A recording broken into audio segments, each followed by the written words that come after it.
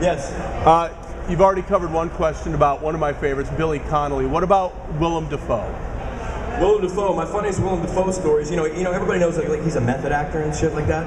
I mean, he's kind of he's a funny dude. He's a regular dude, but there's only one line that I saw him being method about. I don't know if you guys know what a method actor is. It's like they always stay in character and they always like recite their lines and they're like, "Don't look at me, I'm that character. Don't call me any other name," like weird shit like that, right? And he would only rehearse one line, to my knowledge, but we'd be out eating pizza. And he'd drop this line just randomly. Like the chick's coming up and she's taking our order and I'm like, "Yeah, I'll have pizza margarita with no basil," and he'll just look at me while she's standing there taking it and he'll go, "Fag." We're on a street corner waiting to go across the street. And he'd wait till like an old couple would come up and he'd go, "Fag." I was like, "Dude, you gotta quit doing that, man. You're ruining my rap, right?" He's a funny dude, though. He was a funny dude. Again, sorry for that. Earmuffs, brother. Yes, sir.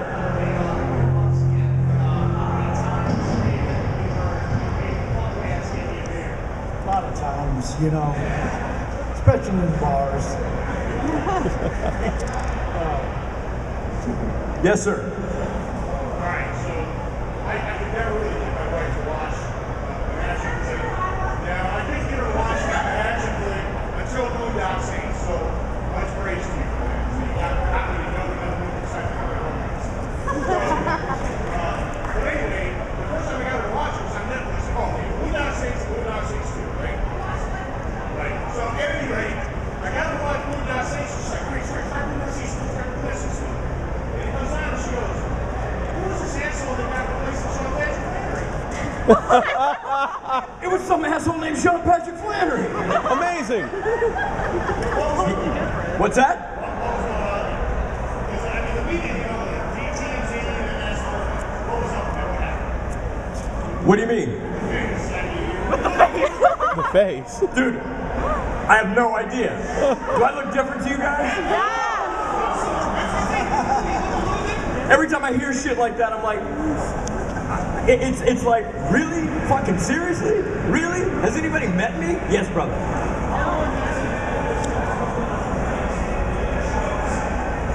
That's like 2.5 hours. Like the whole back shit, the arm shit, everything, like 2.5 hours. Like if it's just our arm, our fingers, and the neck, 45 minutes?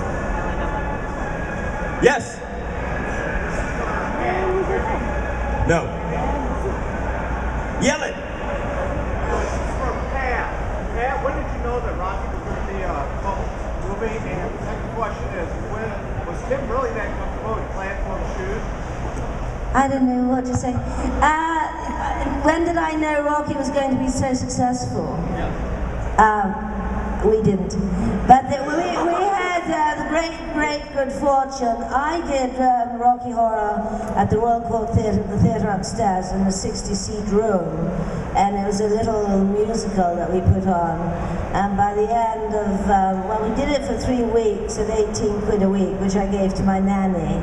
And I thought, well, that's enough. And they said, "You do another 2 weeks because this is a success." And on the last evening, Mick Jagger, like Billy Connolly, Mick Jagger and Bianca in her white suit and cane and Elliot Gould were all standing at the bar waiting to come upstairs to see us in our little show. And I came upstairs and we didn't have dressing rooms, we all shared an office as a changing room.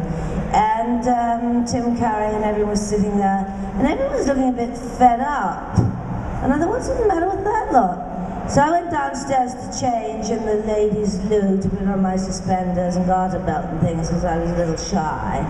And somebody was in the shower and they were going,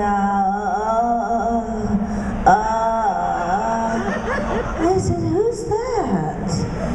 And he said, "It's Rainer, Pat." I said, "What?" I said, "What's the matter with you?" And he said, "I've got glitter under my foreskin." I said, glitter. You see, we were covered in glitter every night, and in 1973, glitter was made of glass, so it was prickly. So everyone went to bed covered in glitter, you know, one prickled a lot. At the time, I was living with Robert Stevens, who was playing Othello, the Moor of Venice. So he came in blacked up, and I came in covered in glitter, so the sheets were not too nice. Anyway, so I'm back to Raina. So Raina's in the shower, oh. He said, I can't move. My penis is swollen up to the size of... And I said, ugh. So what are we going to do? He said, I can't move. So we've got a Rocky who can't move. Muscle man. So I go back upstairs and little Nell's saying, I'll play Rocky, I'll play him. And I thought, oh no. And Tim Curry, everyone fit to be tied because the show was cancelled. And Mr. Jagger and everyone had to go home. It was terribly sad. So what was the question? So we actually had the great good fortune. In fact, Mick Jagger wanted to play Frankenfurter. So everyone wanted to play Frankenfurter. But Jim Sharman insisted on having the original cast as best he could. So that's why they gave us so little money to make this movie. So the movie was a complete sleeper, nobody liked it, and somebody had the great idea at Fox, a young guy, thought this should be marketed on the campuses across America and put on at midnight. And that's when it began. And then it filtered through to London. They're dressing up as you, they're talking to the film, they're doing this, they're doing that. And here we are. Woo! And in fact, I would like to say, because I'm trying to think what year Twin Peaks was, because on the 15th anniversary of Rocky Horror, we took over a studio at 20th Century Fox.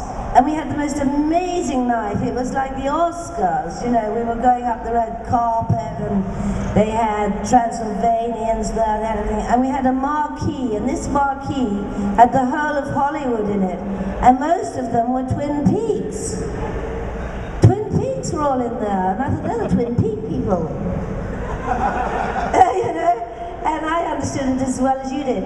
And, you know, I knew they were, but they were all in the marquee, and Jack Nicholson, and it was astonishing. The whole of Hollywood was in there for the 15th anniversary. So what year was Twin Peaks? Because they still look so young. What? 91. I don't think that works out. Anyway, okay.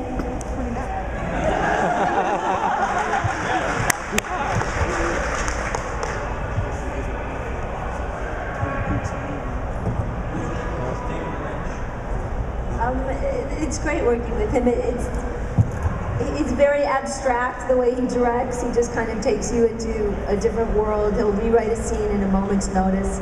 You know, come on, let's get a cappuccino and rewrite the scene, and you know, we're gonna have you dancing, and like, what? You know, I remember when I did Wild at Heart with him, and I just was covered with blood. It's like the last minutes of this girl's life, and he would just, okay, so just think about that bobby pin in your wallet. Where's your wallet? And it's just weird. It's not, he doesn't tell you do it like this or say it like this. He just like looks in your eyes and takes you kind of into this different world that he exists in.